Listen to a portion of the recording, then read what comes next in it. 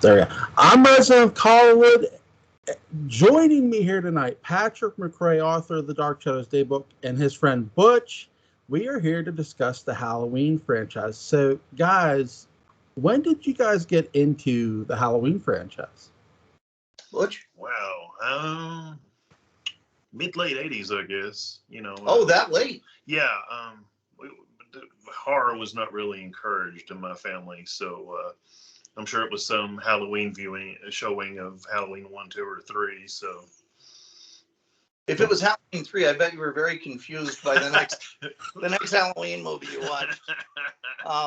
For me, it was I guess it was 1981. That's when Halloween 2 came out, right? Yep. Yeah. So it was when NBC did the broadcast of Halloween. Of course, I had seen the image of Michael with the sheet over him, and I think the glasses, and which I thought was the ghost of Clark Kent at first. I didn't really know, and that had stuck with me for a long time. That had been in newspapers and magazines and things, and so I saw that broadcast on television, which I think was done in conjunction with releasing Halloween 2. And it was the most scared I had ever been by a movie.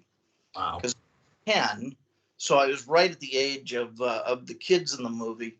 And the idea that evil, this stark, just white mask of evil, could just appear in a neighborhood, that looked like my neighborhood from around a corner or whatever. I didn't look at getting out of the car and getting to the front door the same way for months. It really, really, really scared the fire out of me. And of course, I think that's, of course, you got the production design with the mask and so on. You got the music, which can't be underestimated. Right. And you have Donald Pleasance. And I really liked that TV version a lot. I like that at least that one extra scene of him in the big, community college hall. It looks like with all the orange seats. And that just gives him more opportunities to talk about pure evil. And Pleasance sells that so effectively and mythologizes it so effectively that, with that last shot, or the second to last shot, I guess, of the body being gone. Right. And, those words, he really was the boogeyman. Wow. Absolutely did it for me. Upstairs, I wrote the end. Okay, sorry. When did you, so there's a debate amongst the fans. Is Michael Myers supernatural or not? What do you guys think? Vaguely. I never really cared for the, I believe, Circle of Thorns stuff in the later Loomis films. Right. But as me and Patrick were talking earlier, I just on a Pleasant, so I watched those movies for him. And but his ability to it's a total ham. The cat's a total ham. Get for God's sake. I know a black cat is traditional on Halloween. Will you get down? This is my nightmare. The night she came home. Michael's ability to take damage and get up. I remember Patrick talking about the ending of Halloween 1, reading about it in Fangoria, and just like, wait a minute, he got up? All right. There has, sure, you can say maybe he just has this amazing will, or whatever, but kind of vague. Not like he's the spirit of Halloween or, but just evil. You can't be, quote, evil. You can't be, quote, the boogeyman without having something more than human. Pardon me, Rob Zombie, and that's not a segue, but feel free to use it if you like. Um, In answer to your question, Joel, I think you're looking at two different film franchises. right. I really feel like the Michael Myers that I knew. Oh, it's just my friend Jennifer's here. Hang on. The Michael Myers that I knew was come on in. Earlier than I expected. Jennifer Butch, Jennifer, a friend of mine. Oh, those are my friends. As I was saying, the whole thing with Michael Myers, I think you're dealing with. Hi, I'm back. You're dealing with two separate film franchises. You know, for me, it ended with Halloween 2. Right. Because that was the last one that I feel like John Carpenter really, really, really had a direct influence over. Right. And I think, and so he's very supernatural in the other films, obviously. But with the stuff that I really take more seriously, which are the first two films, he's I guess he's human. I hadn't really thought about it. What do you think? I think that he's human in flesh, okay? But there's something to this guy that he's able to withstand, even in the original film, a needle, a jab to the neck, stab to the sternum, and shot 6 times. So I think there's something to him that there's a part of him that there's this human element to where I think he's in a physical body, but the force inside him won't let him die, whatever that evil force is. Yeah. So yeah. Yeah, I was like Dick Clark. Right. Steve. And then, the night he dropped the ball. I like that. Michael's face is more expressive. Yeah. That's not a stroke comment, by the way. That came off wrong. I meant Dick Clark, earlier, like in the 70s, when he was only in his 90s. Do you guys feel that Rob Zombie's Halloween, because Patrick, you wrote a great article about this. Do you guys feel that Rob Zombie's Halloween is a remake of John's original? Yeah. Yeah. Why? I mean, how is it not? Basically, the same events happen, but with more stuff at the beginning. It is a remake, and it has a lot of independent stuff in it. I feel that it sort of isn't, and I'll give my explanation of why. When I went to go see this in theaters with my late brother, I remember everyone going, "Oh, it's a remake of John's. How dare!" I'm sure you heard this. How dare they remake the classic? And I was like, "Well, wait, is it? None of us have seen it yet." And I was talking to my brother, and I said, "Remember, John's original concept was the babysitter murders. There was no sister connection in his original Halloween. The Halloween 1 is what I'm meaning." So when I look at Rob's, his tale, his version is the sister connection directly, like the first film. Yeah. So in my opinion, I don't feel it's a direct remake of John's. No, and that brings up a really important question, which is, what is a remake? Right. Yep. Is remake, Gus Van Sant Psycho? Right. Which is a remake in the purest sense, kind of. Shot for shot. Yeah. Or is it, we're going to take these ideas and we're going to kind of do something new with them and have fun with that. And I think that's what Rob Zombie did. And something that I think Rob Zombie would be the very first person to say. He never set out to fix Halloween. Right. He set out to make a movie better than Halloween. Right. He set out to basically do a cover Right. It's a Rob Zombie cover of Halloween. Now he did. He actually did talk to John Carpenter. Did he? Yeah, and he got John Carpenter's voice, and he's like, "Hey, go do what you want. It's your thing." It for me, it's the blessing and the curse of having a fan of the original make the remake, because every fan of anything, Star Trek, Halloween, Days of Our Lives, whatever, there's things that they want told, stories they want told, questions they want answered.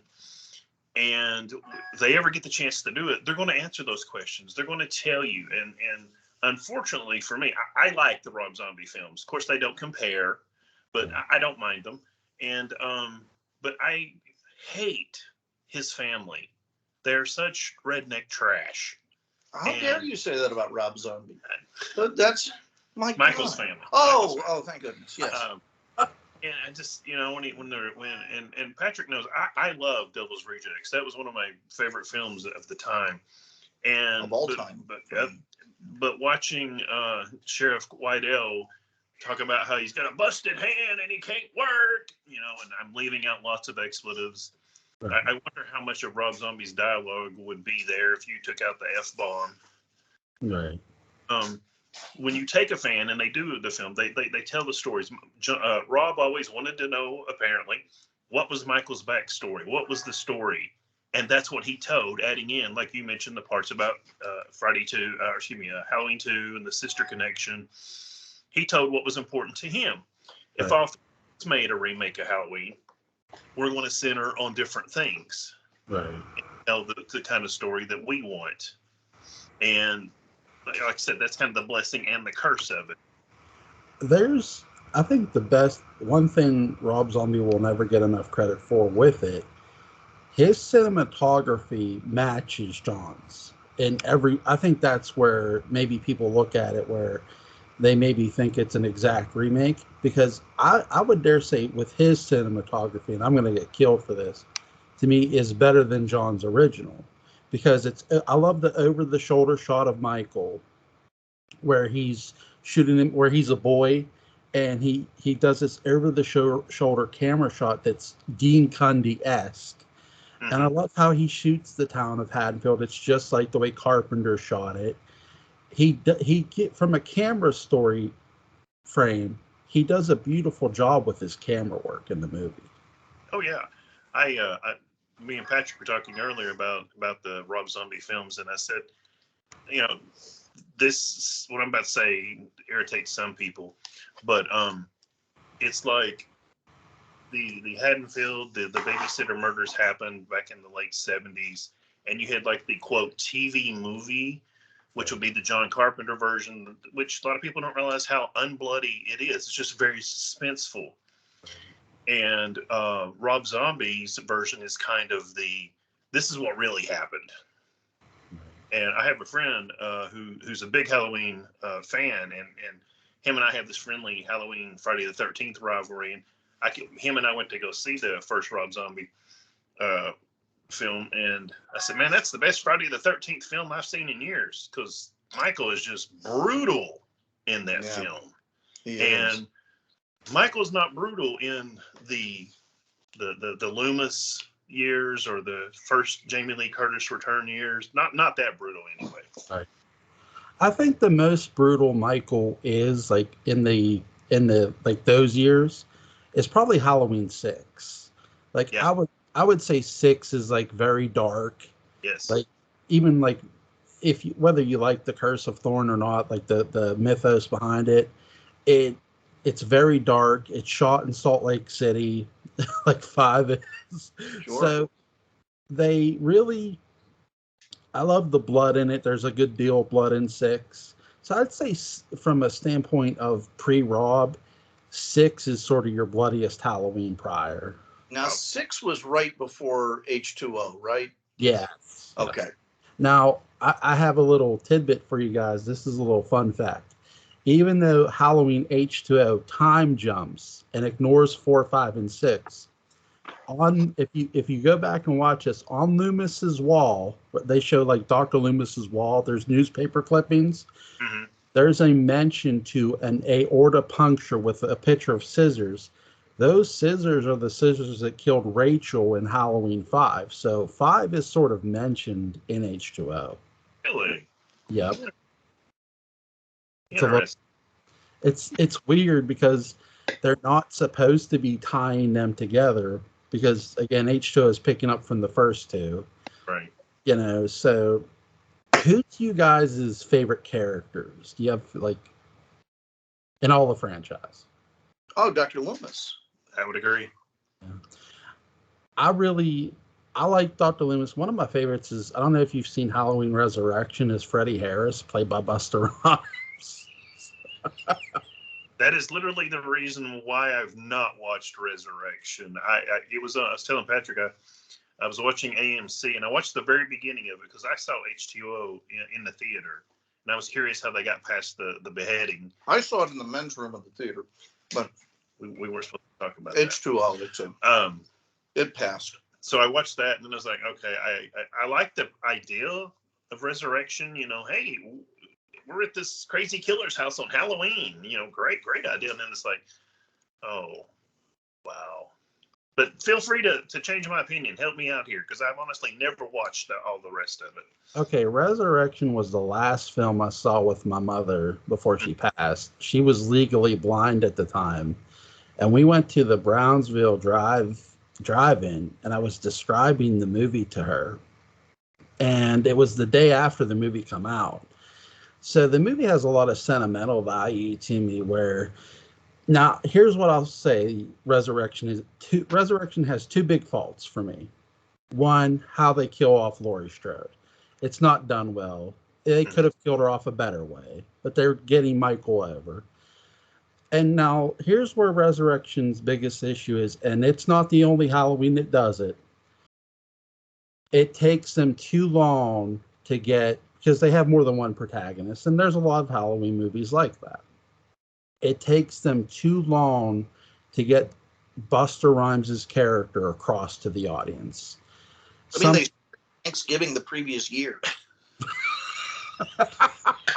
It's Sure wasn't Arbor Day? Maybe.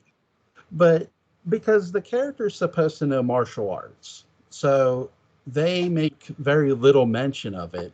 And something I wish now there's a scene where Sarah Moyer, who's not wanting to be a part of the contest, she's standing right outside his hotel room.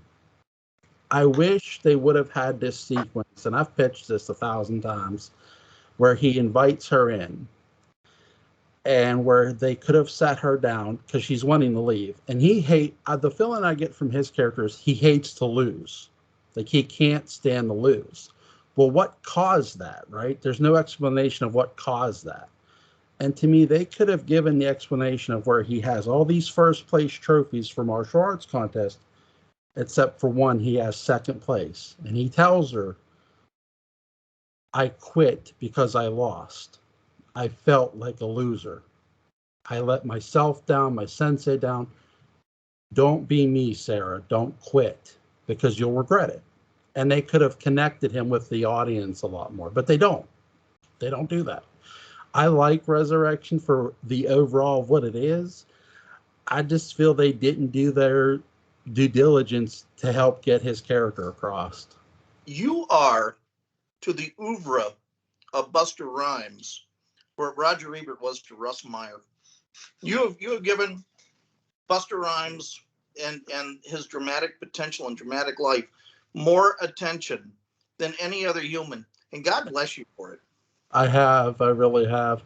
I just think look, I get he's a rapper, but he's an actor too, and he's not the first musician to ever act, obviously. We know Elvis Presley, Dean Martin, all them musicians acted. Hell, Blue Eyes was a producer of a film, but I think that could they have done a better job from a writing standpoint on Resurrection? Sure, all films could have. I mean, you look at the franchise. I'll give a great example. Halloween 5, Tina Williams. Her character is being put over because they're killing Rachel Harris. I feel that if they would have did more due diligence with her, she comes across a lot smoother than just this quirky character. Mm-hmm. So, what are you guys' thoughts on 5 and stuff like that? 5, unfortunately, starting with, I guess 4 was the last kind of quote big budget, and Right. then 6. I mean, you can see the budget shrinking, and I mean, God bless them. They were still trying to tell an interesting story. They were still trying to keep you interested.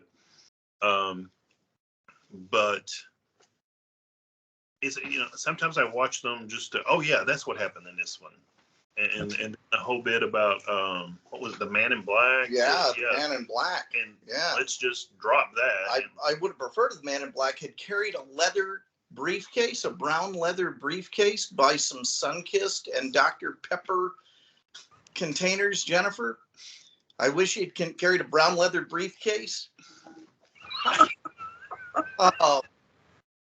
Who did you guys, now they reveal that as Dr. Wynn in part 6, but when you guys first saw Halloween 5, who did you think the Man in Black was? Did you have a theory?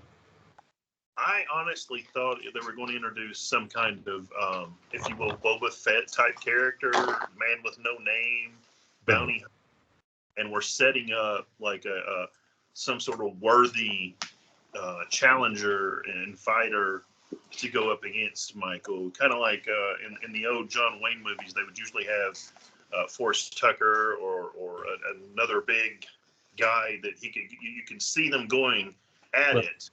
And it looked like an actual potential fight rather than, Patrick versus Pee Wee Herman. Yeah, I would be a dead man. I know, but still. Maybe he was an old hand at combat. I had to throw in something for Forrest Tucker briefly. Apparently, this is true.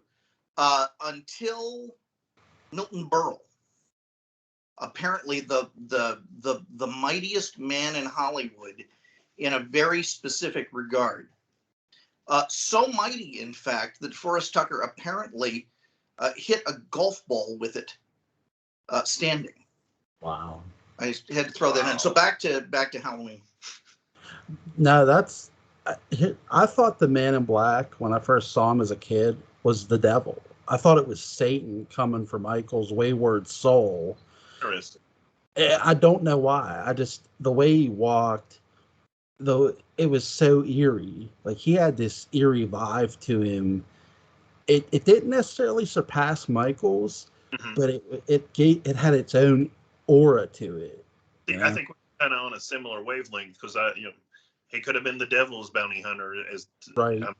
In Ghost Rider at all, but the devil sent him to go collect him, or even one of the interesting things about Halloween and horror films is you always had kind of evil versus evil, and it's like, does God or somebody not go, you know what, I've had enough of this crap. Let's send the good destroyer in. It would be nice. Which would be Fred Ward. Remo Williams versus Michael Myers. With his Sinanju. That's a movie. I actually had wrote a fan fiction where Michael Myers came to Collinsport and met versed Barnabas. That just makes sense. That's a documentary feel that I look for. No, but what did you guys think of Halloween H2, them time jumping, so to speak? I thought it was great.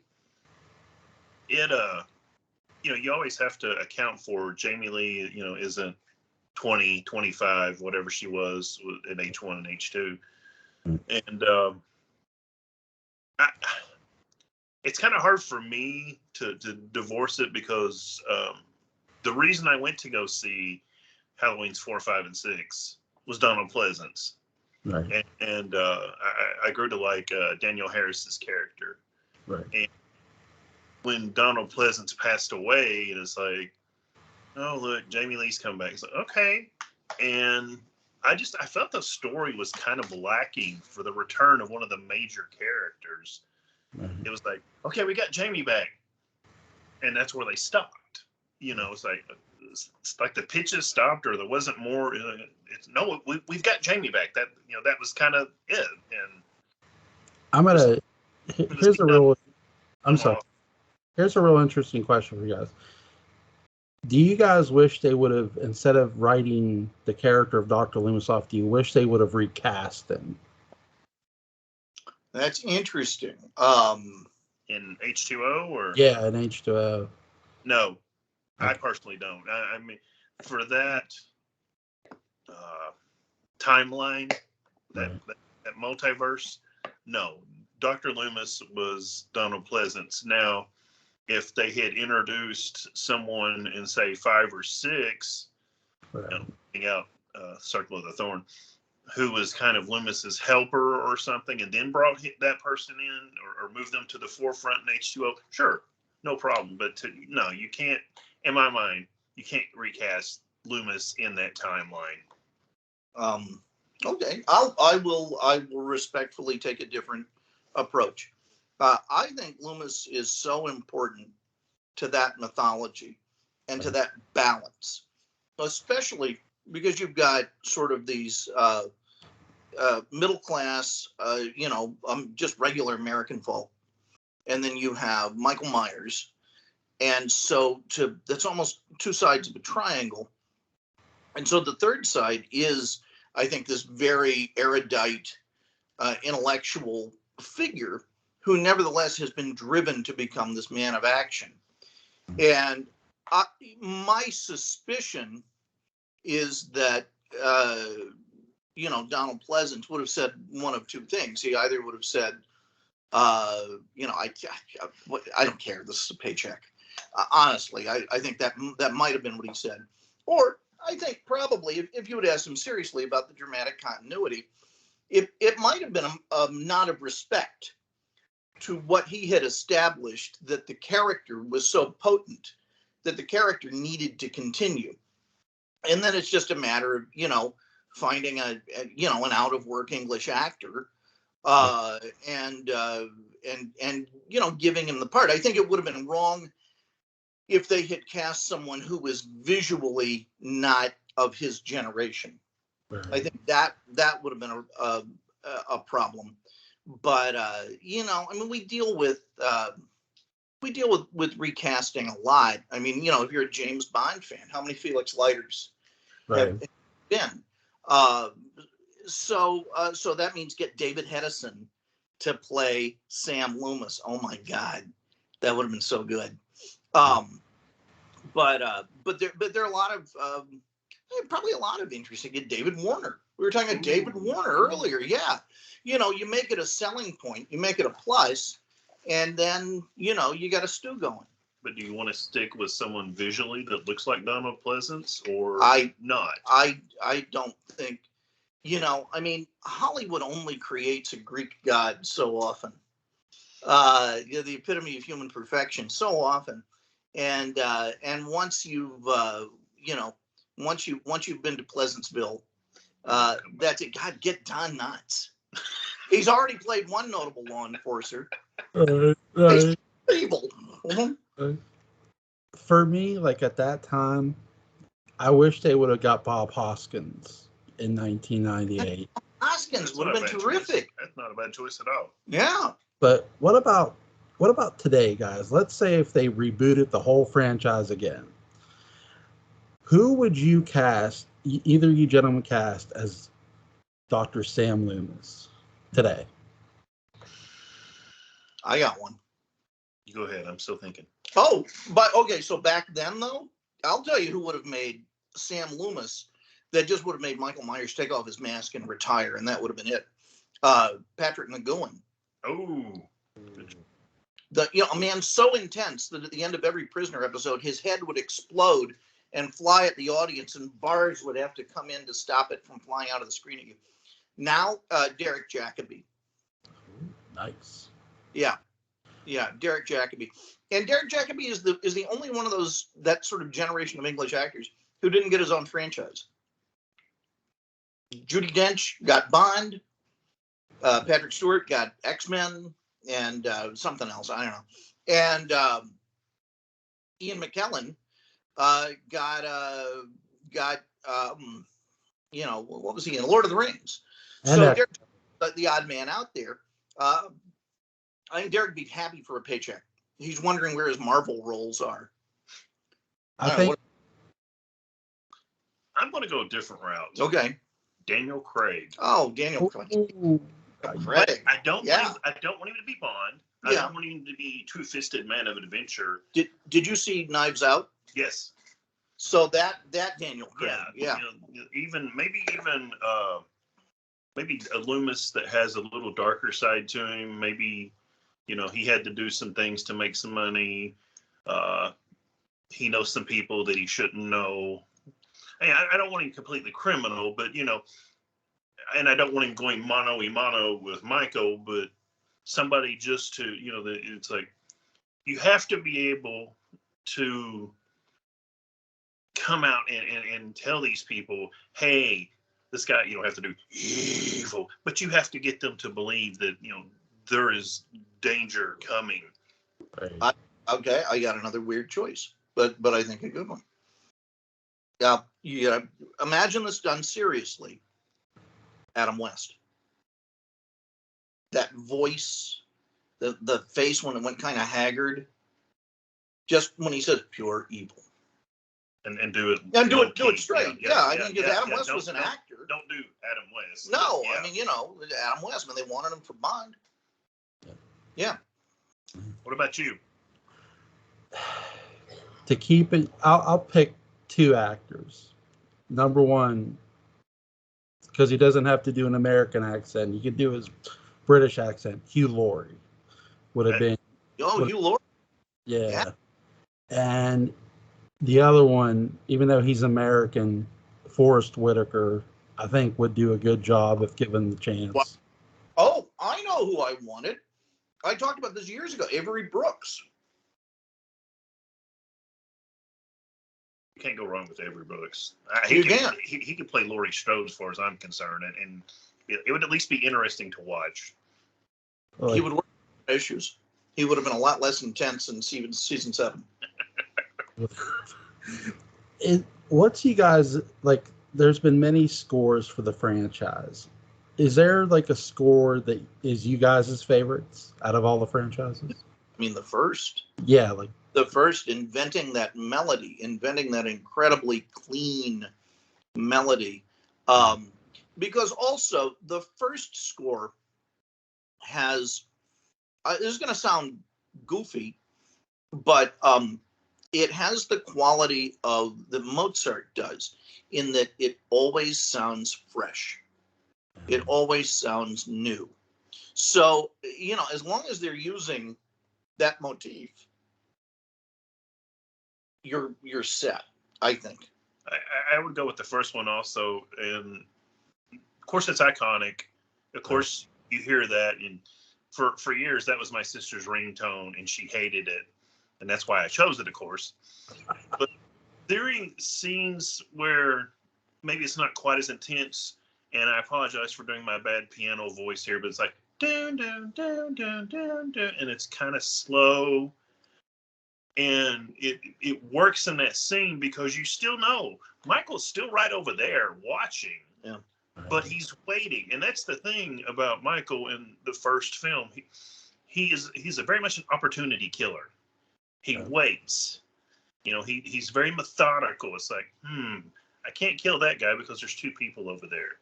I'll just wait. And that's the thing about Michael in the first one for me that's so scary.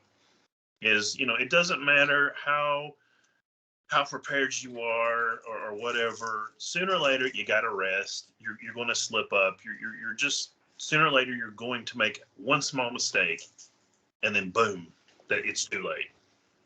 What did you guys think of Halloween 3 Season of the Witch? We just watched it. Cool. It is, well, of course, it's not a very good Halloween sequel. That being said, I love that film. I really do. It's one of my favorite Quatermass movies. It's a Quatermass movie. It is. It's an American Quatermass. Yeah, weirdness in a small town with British mythology, and it's full of 80s paranoia, which is just 70s paranoia with narrower lapels, gratuitous nudity. gratuitous Tom Atkins mustache. It's a mystery that it's fun to watch it play out. It's genuinely scary. When I was watching it this time, I was really, really, really genuinely disturbed by it, and there was a real palpable sense of suspense to it. I felt a real sense of dread as I was watching the movie. I think it mixes science fiction and horror, which is always fun. It mixes in deep dish mythology. Dan O'Herlihy, obviously having fun in that role. is just marvelous in the film and has that great monologue toward the end of the movie. I almost feel like I almost said Dan Curtis. I almost felt like John Carpenter was sitting around and just that monologue kind of rolled up in his head, and he wrote a movie around it. It's got a great sense of apocalypse, and it does something you wouldn't get today, which is it has no interest in a sequel. Yep. It's a standalone story, which is very odd from the John Carpenter universe. And my theory is that Tommy Lee Wallace directed that movie about as much as Tobe Hooper directed Poltergeist. So it's another great John Carpenter movie. I love the just this mass of robots that the toy maker has created. I mean, we see the little toy band at the beginning. I think it's a very underrated movie. And when I was a kid, I saw Halloween 2 in the theaters, and that was a lot of fun. But then really Halloween 3, I felt like I had some ownership of, because that was the one that I knew was not only coming out, but that I would be taken to see. And at the time, what I remember reading was that Carpenter had a plan to almost make a different Halloween-themed horror movie every year. I don't know if that's an accurate thing or if I just thought that up. No, I've heard that too many times. And that is such a good idea that and occasionally they throw in a Michael Myers one, but that is such a good idea. I wish they hadn't taken it away. I mean, it's just Halloween on a larger scale. It's a mass murderer who's probably interested in murdering kids. Michael was definitely, we don't know. We think Michael, sure, he would have murdered the kids if he'd gotten a chance. But they were too fast and too small, and they went into those little holes in the walls, and Michael would run after them. They go into the whole house in a cartoon, and he'd go splat against it like a cat. No, I'm just kidding. And the mask would slide down.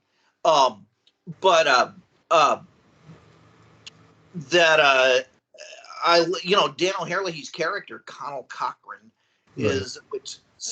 Cochran sounds, the way they slur it in the movie sounds like a bit of provocative menswear.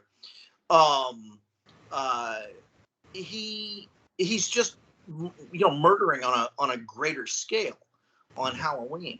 I almost wish, in fact, I don't almost wish, I definitely wish that they had not limited the movie by making all sorts of references to Halloween. Right. Which the most effective place in that is when Chalice is trapped in the room and he's got the seatbelt around his neck and he's got the mask on his head, and the music from Halloween's playing because he's watching it. And I think that was just an excuse to be able to work in this incredible piece of horror movie music. I really do. But by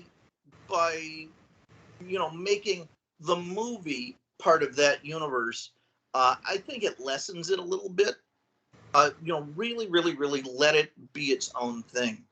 I think it was too smart and too ambitious for most audiences at the time. I told Patrick, I said, if I ever go back in time, I'm going to go find John Carpenter around 81, 82. And as he starts to produce this and get it going, look at him and go, call it Tales of Halloween. Because then you remove all the. I mean, I have read that I read Fangoria for like 20 years, and I got so sick and tired of the people whining. No, Michael Myers isn't it? Well, technically he is. He's in the commercial for Halloween. He was telling a different story. I sometimes wonder if today, with all the social media and all the presence that you can have, you could have Carpenter and Wallace going, okay, this is not a Michael Myers film. This is a film about Halloween. And we planned on doing more of these. And maybe, because my interpretation of events was people didn't know that Michael Myers wasn't in it. They saw Halloween, it's Michael Myers. Yeah. And if they had known that, perhaps it would have made a difference. I think it's very, very underrated for, I guess mostly because people were upset that Michael wasn't in it.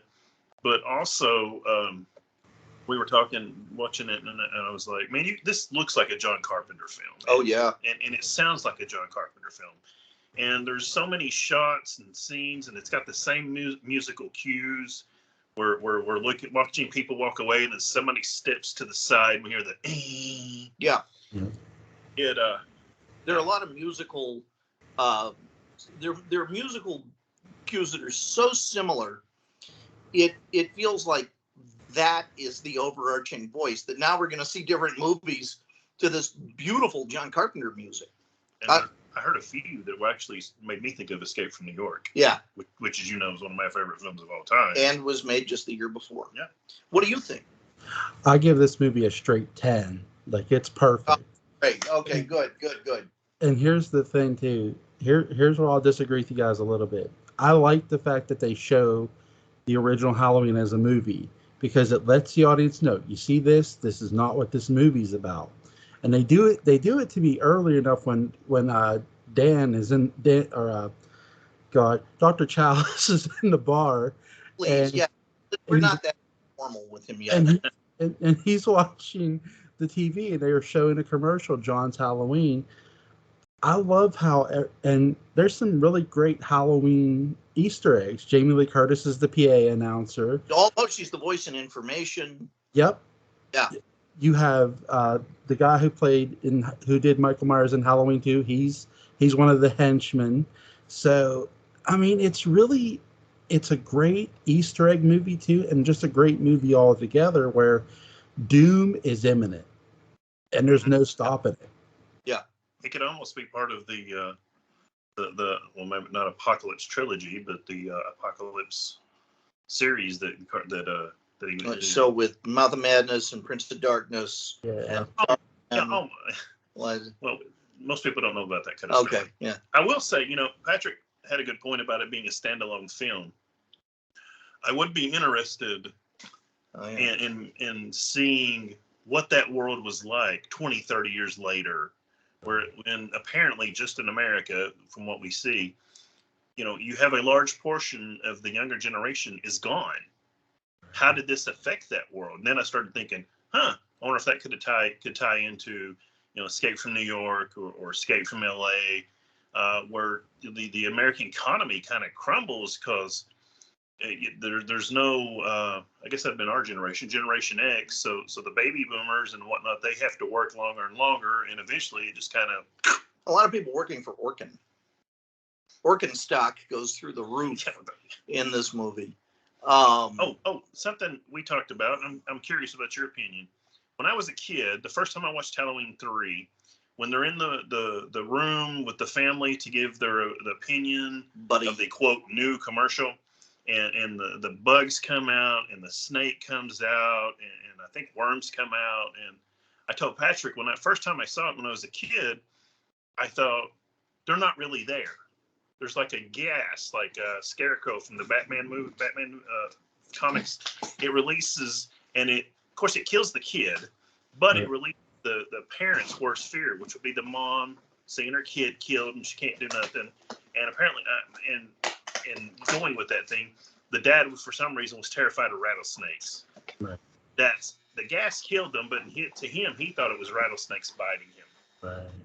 That's a hell of a interesting point of view. I never thought about it that way, honestly, because when I watch it, I'm just thinking, they've made these when I first saw it as a kid, my mom showed me all the Halloweens. She was a corruptible soul, thank God. But She was a she, good mom. yes, great mom. And we sat there, we watched this. She goes, "No, I don't like this movie." And I said, "Why?" She goes, "Well, I'm a mom. They kill a kid in this movie." And so that was her reason for not liking it. She goes, "But you're free to view it however." I said, "Mom, I love this movie." She goes, "Great." And I was like, when they did the mask, I was like, "Oh my God, look at what they're doing. They got these cockroaches, these bugs, this rattlesnake." I never even considered hallucinating gas the way you just did. That's amazing. It comes from the fact, as a kid watching it, I was like, well, where did that snake come from? Apparently, Right. there's two rattlesnakes and there's all those bugs, and I'm not thinking about Druid magic or Stonehenge magic or whatever, calling them in. There's just not enough room for all them in there. So I guess in my brain tried to Right. translate it. No, I love that. That's really cool. I love that little. I love that. That I'm Yeah. when I view I watch all the Halloweens on Halloween. So when I pop in Season of the Witch, I'm gonna be thinking about what you just said. Like, wow, I love that. Things you may watch it and go, oh, it can't be that because X, but Right. What did you guys think of Halloween 2018? Okay. Now it gets serious. I hated that movie. I hated every frame of that movie. I thought it was just a wasteful, dumb film. And the thing that really bothered me most about that movie, and I'm sorry if I'm like raining on a parade, or I really hope I'm not, but I was so bored. Right. It occurred to me at some point, and it kind of soured me on slasher movies a little bit. Thank goodness I can go back to the original Halloween and it's all okay. I really mean that. I was like, oh, let me guess, he's gonna kill someone again, and let me guess, she's gonna make a trap, and she's gonna think it works, and then it's not going to. And I realized at that point the only thing that could defeat Michael Myers was the running time. That the closing credits. And Right. once I realized that, I thought, okay, obviously this film is just interested in setting up another movie, but not with some interesting, genuine plot twist, just with more of the same. And that really made me mad. Take a flippin' chance. Somebody, take a chance. And it didn't. Instead, it was like watching Mortal Kombat, the video game, just like watching two people play Mortal Kombat. It's like, okay, good. I'm gonna go get some chips and I'll be back. I didn't care. I knew that really nothing substantive was going to happen until I, checked my watch about every 30 seconds and knew that the end of the movie was coming up. And I think it was around the car accident when something more interesting could have happened, when one of them could have become convinced he was Michael Myers, or, put on the mask, and, and then it becomes this weird traveling curse, or just something new. And, and, and so is he supernatural? The question you came up with at the beginning. Well, if he is, then let's start fighting him with supernatural means. Right. And if he's not, then stop, these stupid Rube Goldberg traps that, again, made it look like a Roadrunner, Wile E. Coyote thing. And just let him duke it out, but make it more interesting. And I wasn't interested in sitting there watching how being married to Christopher Guest must really wear on a person like it wears on Jamie Lee Curtis, because that's what I thought. It was just watching her so haggard. I thought, oh my God, living with Christopher Guest must be a nightmare. That's my review. I'm kind of neutral to it. I kind of liked it. There were two parts. Well, there's one part I loved, and it's the funny thing is it's probably just a really quick scene that some people miss. It's towards the last half, and Michael goes into this woman's house, and it's kind of in the background. The camera's just going through, and you see him go in this room, and he just, I don't remember what but he just brutally kills her, and it's just kind of in passing. And I was like, that's what it should be like. There shouldn't be, it's like, no, bam, you're gone, because you're up against it. There were a couple of things that I didn't care for. One is, okay, you've captured Michael Myers. He's been in a asylum for 30-ish years, however long. Who is the idiot that brings him his mask? I mean, how stupid do you have to be to do that? I mean, can you not bring Hannibal Lecter some Chianti and fava beans while you're at it? I mean, I get it. They wanted a reaction. These guys, I'm not trying to knock everybody on the internet, but these are some internet guys trying to get some hits, and look how hard hitting we are. It's like, no, you're just stupid. I did like the point where Michael drops the teeth. Yeah. That was just like, oh shit. Pardon me if I can't say that. No, you say but it was just, oh crap. This is brutal, Michael. This isn't. There were a few good guy. moments, and I liked the first reel or so. I was really with it, I think, until the car crash, because I think, or a bus crash, or something crashes. I don't know, a hot air balloon. That should have had Desmond Llewellyn flying it. That would have made a good movie. When I thought, okay, this seems like a point in the screenplay when the original writer had something more, I hoped, had something more interesting planned. This is the twist. This is the prestige of the movie. And I was like, it just seemed to, now we'll go to the house. I wish they would have they have very little psychology in this movie, the way the original two did. And I think that's what hurts this movie as a whole. There's my favorite scene in this whole film. And they number one, before I give you that, they give Laurie Strode too many lines, Jamie Lee Curtis, to just make me question her character, where I go, Michael's not after you. Why are you so fixed? You were strangers 40 years ago. You didn't know him. He didn't know you. With this, I love the scene where she's sitting there in her car when she's waiting on the prisoner transport bus. And she closes her eyes and screams, and you see Michael walking towards her, like what looks like through fire. I love that because it let me know one thing about her character. She still, all these years later, wonders why her friends. They should have kept building upon that instead of Me Too movement,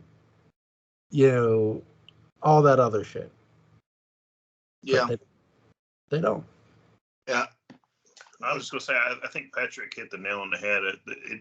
It seemed to be building towards something and jumping through a lot of hoops. And just as it got to where they were going to do something, here's the credits. And I said, okay, I mean, I guess maybe that's kind of a ploy to help you get a sequel or at least help do interest in a sequel. And it's like, okay, why do I have to wait 2 or 3 more years or however many? This might be the only story you get. Please tell me the story you want to tell me. And if you want to add on a little bit to potentially have a sequel, that's fine. But tell me the story you want to tell in this film. So here's a movie. If you're going to bring both of them back, what happens after 30 years? I mean, keep in mind, Sirhan, I think, was released. He was up for John Hinckley, I think, maybe he was released. He was recently released. So, clearly, things change. And that Michael, blind, I think, if we start from Halloween 2, doesn't Loomis shoot him in the eyes? Yep. Or Laurie does, actually. Laurie, okay. Christopher Guest has a problem telling the two apart also. Anyway, that Michael, blind and mute, because it's a fact that if you even go without talking for, I think, maybe a couple of months, there is so much damage that gets done to your vocal cords, you pretty much lose the power of speech. You're going to have to rewind, though, because it didn't include 2. It didn't include. No. So just the 2 first is one. where the idea that she's his sister came in. So that's not even in the mythology. As far as I know, as okay. far as I understand, it was just a sequel to Halloween 1. So he's at least, I'm trying to turn it into Tommy here. So he's at least deaf, or he's at least mute. Right.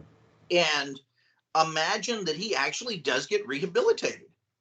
Well, hang on, just follow me. And that, he moves into a home or something like that. And Laurie Strode finds out, and maybe this is shades of Psycho too, but that's a good movie. He bring in Meg Tilly while you're at it. She needs a job. Is she still alive? I don't know. Anyway, they asked that during the filming of Big Chill. But you and Laurie Strode finds out, and she snaps. And she goes and tries to attack him, and she's locked up. She escapes, and suddenly, he gets loose or something like that, and these killings start happening, and people are wondering which one it is, and, maybe it's a third character who's playing them both off against each other, but that it's essentially this crazy Laurie Strode trying to kill this rehabilitated old man. I mean, how old is Michael at this point? Seriously. He's 60. He's 60? He's 60 in the movie. In 2018, he's 60. Yeah, who's had a sedentary lifestyle. This isn't, Taylor Maine or Taylor Dane or whoever it was, who's had this sedentary lifestyle in this, psycho ward, being pumped full of drugs and God knows what. And now he's out and he's in this retirement home. He can't talk. He can't convince anyone of anything. He's got this crazy jacked up lady. After talking about a Me Too thing, you get Al Franken to play him. He's got this crazy lady after that. At least that may not be your idea of an ideal Halloween movie, right, but at least it does something new. Yeah. And I know that these films are about ritual. Right. That it's like a Bond movie. That you go to see certain things. Largely Daniel Craig disappoint you, but earlier Bond movies, the good ones, and they are about ritual, and I get that. But you can do the ritual and still tell something new. Yes, or okay, we had Christmas Mass, now let's have Easter Mass. It's a totally different thing, As someone who grew up with these movies, I would like to be paid the respect to really see the characters do something different. I'm not saying they go to Hawaii together or something, and get into a surf contest, although God, that would be so good. But I would like to see, tell me a story, tell me a new story, continue this somehow. Well, here's one too. Why didn't they could have did this too with this 2018? Why not write off that Michael died at the end of the 78 movie from all the gunshot wounds, whether he bled to death or not, He's not John Carlin. Right. And John Carpenter wrote a script sort of like this where the spirit of Michael goes into someone else's body or starts killing. Do that. Why not do that for this movie? Why didn't you do that? You have a supernatural solution for it. Right. I think that's great. But what you were talking about kind of somebody else taking up and what he's talking about the supernatural. What you're talking about makes me think of Friday the 13th Part 5, where you have the non-Jason. Yeah. And what he's talking about makes me think of Friday the 13th Part 9, where they do that stupid thing where Jason's a slug that gets into people's body and whatnot. That was a documentary. Oh, well, thank you for pointing that out. Not knocking either one of your all's idea, but, in my mind, if we were sitting here pitching that Halloween, these would be good starts. Okay, here's where we're at. Now let's spin it on some more. I kind of like the idea that Michael died, but Lori doesn't know it. You know, she can't accept it, and she kind of hate to go back to the Friday 13th, but like Tommy in Friday the 5th, she keeps seeing him. It has mentally destroyed her. She's really not able to move past it for, you know, obvious reasons, all her friends and whatnot. And I think it'd be interesting, you know, well, you know, we never did find the body, or they go to the grave and it's dug up or whatnot. And the whole time it's a thing. Is he really still alive? You know, or is it somebody else or whatnot? And maybe 3/4 through the way from the film, it looks like Jamie Lee gets killed. I'm sorry, Laurie Strode gets killed. And then at the very end, you know, the reveal, they go to and they pull the mask off, and no, it's not Farmer Smith. It's Laurie, and she had no idea it's her. Wow. And that's your final scene. I love that. I love that. I love that, Butch. Is there anything you guys want to add before we go? Because I know we're over an hour. Watch Halloween 3. Give it a new shot if you never have. Yes. And I'll say, I love that white horse. I love that white horse, and I like that movie. He did do something different. Yeah, he did something different, and I have no problems with the Rob Zombie Halloween 2. I you know, that's a whole other, you know, can of fish, but I think I liked it because it did something new, and because it played around a lot with what these characters were and what they could be. So either that, or my honest thing to people is, you see a Halloween sequel, and that's great. You see a Halloween remake, and that's great. But I would say Halloween is probably one of the 200, maybe 150 best movies ever made. And I think it is such a clean, elegant, spare movie. It is the Rhapsody in Blue of horror. And just watch Halloween again. Yeah. And love it, because it's worth it. Not on TV, not with commercials, on DVD or stream it or something where you can just sit and watch it, because like the great horror films of the 70s and all through time, but the 70s really seem to kind of do it, where you just build and you build and you build. It's kind of like when you see Texas Chainsaw Massacre, the first one, the first time you see it. Every time I watch that film, I want to go wash my hands. I feel like I've watched something dirty. Yeah. But it builds the whole way. Halloween does the same thing. It's a slower build, but it's still interesting, and it still keeps your attention. I do that every October. I watch all the on October 31st. I watch all the Halloweens on DVD on Blu-ray, because I have both, like, the sets. But first of all, guys, Butch, Patrick, obviously, thank you guys for your time. Didn't we make that joke like we did, 10 years ago? Butch Patrick show. Butch and Sundance. But guys, first of all, thank you for you guys' time, taking the time to come on and discuss the Halloween franchise. It's always great to obviously talk to other fans. I want to get you guys back on. Maybe we can all just review Kills together. I would love to do that. I mean, anytime you want to talk Friday the 13th, this is your guy. Yeah. Or George Romero films. Yeah, huge George Romero. I actually, one of my Night of the Living Dead, my mom, I wanted to watch Day of the Dead, and my mom goes, no, you have to watch the original Night of the Living Dead first before you watch Day of the Dead, son. And my mom made me watch that movie first. She's a good mom. I was at a friend of mine's house. I think I was like 11, 12, 13, and the first real horror movie I ever saw was Night of the Living Dead. Cool. Satellite, one of them huge satellites that you had to punch in, and it slowly turned, and 30 minutes later you got to that channel, and we watched it. And I remember my friend, his name was Marshall was there, and his sister came in, his mom. I didn't even hear them.